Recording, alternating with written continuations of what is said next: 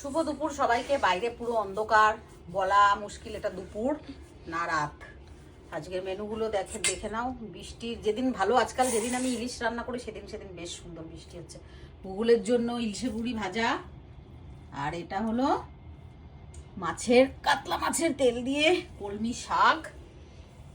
এতদিন শাক আর মাছের তেল সেপারেটলি ভাজতো, এখন একসঙ্গে মিলামিশা মার্চ করে ভাজছে। আমার ভাতের কোয়ান্টিটিটা দেখা, 50 গ্রামও ভাত আছে কিনা কে জানে।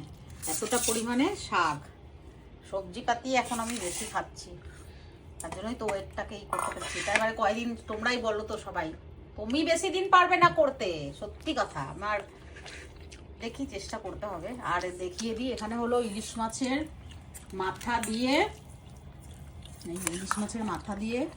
লাউ দিয়ে করেছি, লাউটা বেশি করে খাচ্ছি। আর এখানে হলো কাঁচকলা দিয়ে আলু দিয়ে পাতলা করে ইলিশ মাছের ঝোল, কালো জিরা ফোড়ন দিয়ে। ভাত তো নেই, শুধুই শাকগুলো খেতে হবে। এইভাবে একটুখানি ভাত দিয়ে, লাউটা শুধু খাবো, মাছের ঝোল দিয়ে এই কটা ভাত খাবো।